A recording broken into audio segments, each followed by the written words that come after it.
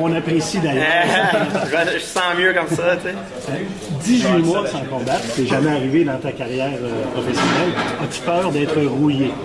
Écoute, je suis pas une voiture, tu sais, c'est ce que je fais à chaque jour, hein. Puis je suis prêt à me battre, là. Je suis excité, j'ai retrouvé le feu, puis j'ai hâte de monter dans l'octogone.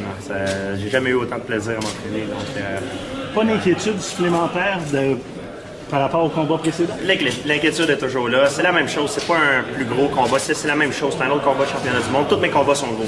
Le prochain va être encore plus gros. Tous les combats sont tout le temps gros. Donc, il faut que je me fasse élever. Écoute, je m'en vais là. Je contrôle ce que je peux contrôler. Je fais du mieux que je peux.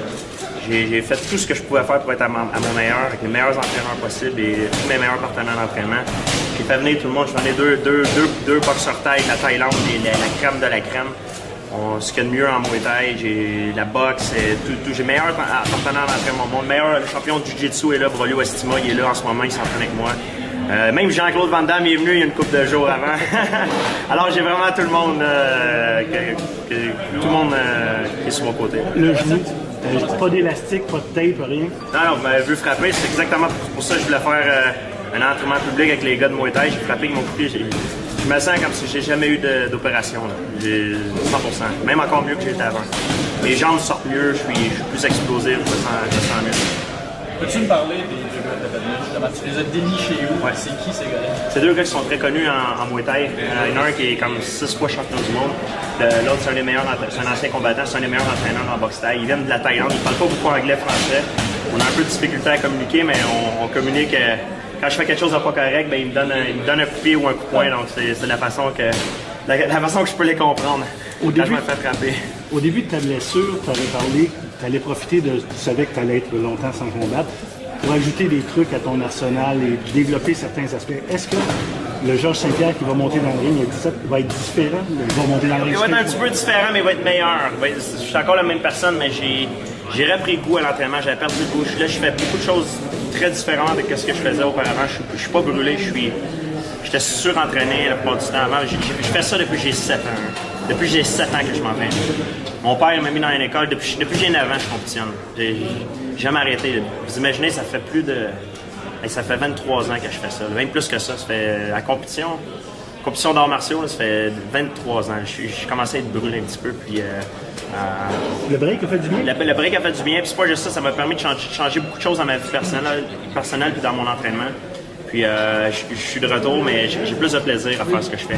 Avant, quand vous me voyez en entraînement, j'étais toujours là, puis je disais « j'ai hâte d'arriver à mes vacances, là, je suis au bout du rouleau », mais là, je me sens pas comme ça du tout. Je suis venu ici aujourd'hui, puis quand je me suis levé, j'avais hâte de venir. Je suis content d'être dans le gym. Puis je frappais avec plus de hargne, plus de puissance, puis plus de vitalité dans mes coups, puis ça me fait vraiment du bien de revenir comme ça. Dans une entrevue récente, tu disais que tu aimerais ça être plus excitant, finir mieux tes combats. Oui. Est-ce que tu peux nous en dire un peu plus sur ça? Oui, c'est ça. J'écoute toujours les critiques. Quand les critiques ils veulent que je finisse tous mes adversaires. C'est très difficile, mes adversaires. Il y a différentes catégories de poids à l'UFC. Hein. Il y a des catégories de poids, c'est comme en boxe, on dit l'ère des poids lourds est passée, là c'est les poids moyens qui sont forts. C'est la même chose dans chaque sport. Il y a des catégories que la compétition est des fois est plus relevée que d'autres. Je ne dis pas que ma catégorie c'est la meilleure, mais là j'affronte Carlos Condit. Je me concentre pas sur le finish, je me concentre sur gagner. C'est vrai que je vais être plus opportuniste. J'écoute la critique, ça m'aide à devenir plus excitant, à être un meilleur combattant. Je porte attention. Puis c'est ça que je veux. Mais avec les nouvelles routines d'entraînement que j'ai, je suis sûr que ça va porter fruit. Georges, j'ai une question. Ça fait 1 an et demi que tu es absent. T'aurais pas aimé que la critique prenne un break un peu? Tu te laisses la chance de revenir? Écoute, la critique est toujours là. Je suis même pas revenu. Ça fait quasiment 1 an et demi, 2 ans que je suis pas battu. Puis ils me parlent de mon prochain combat encore. Les gars, il faut qu'ils me donnent un break des fois. Là, je veux me concentrer sur le combat. Puis on verra ce qui va arriver après. Là, je me concentre juste à revenir du mieux que je peux, contrôler les choses que je contrôle. Puis je suis très content. Georges, j'ai lu aujourd'hui que ta blessure, en fin de compte, tu avais dit que c'était une bonne chose pour toi. Peux-tu nous expliquer un peu plus? C'est jamais bon d'être blessé.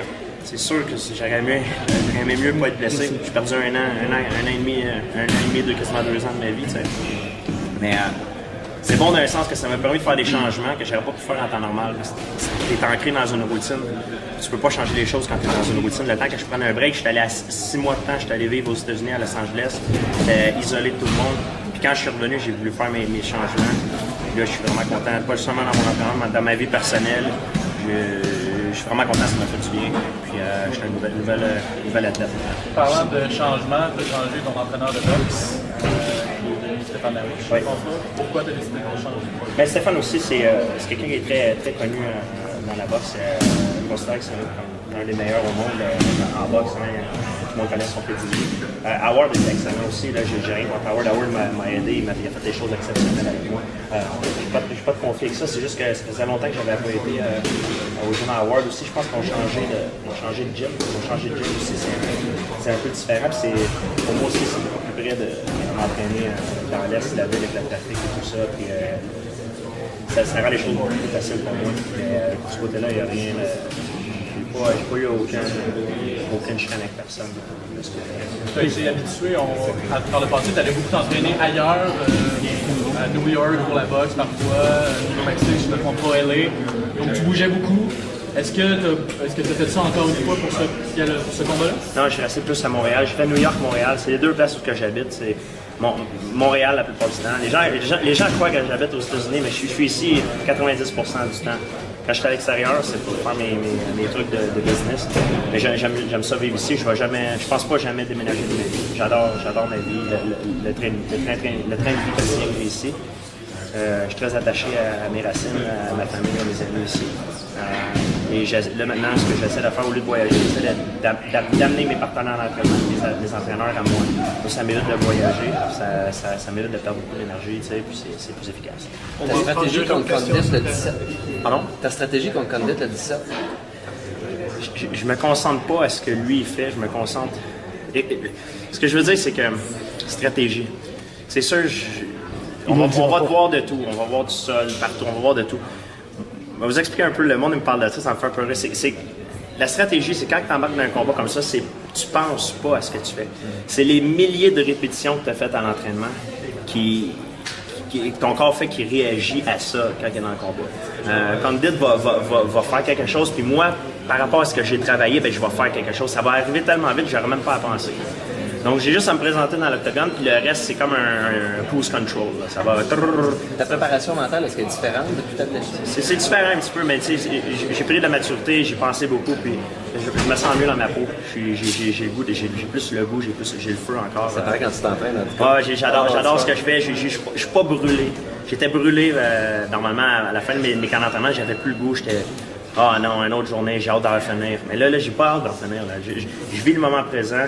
Je pense au combat, mais j'apprécie le moment présent. Puis j'ai hâte d'arriver au combat, mais j'aime vivre chaque moment, chaque instant de mon camp d'entraînement avant mon combat. Puis je veux vivre chaque moment le plus possible. C'est quoi qui te motive en ce moment? Dernière question. Je veux être le meilleur au monde. Moi, j'ai commencé, quand je fais quelque chose, c'est parce que je veux être le meilleur. Quand j'ai commencé à faire ce sport-là, je vais être le meilleur au monde, livre pour livre, de tous les temps. Puis c'est ça mon but. Se battre à Montréal, est-ce que c'est un plus ou plus de pression? C'est le même octogone. C'est la seule chose que mes parents, mes amis vont pouvoir me voir live. Quelque chose qu'ils ne peuvent pas faire quand je me bats à l'extérieur, malheureusement. Mais j'ai pas vraiment plus de pression. C'est sûr que la foule va être derrière moi, c'est le fun.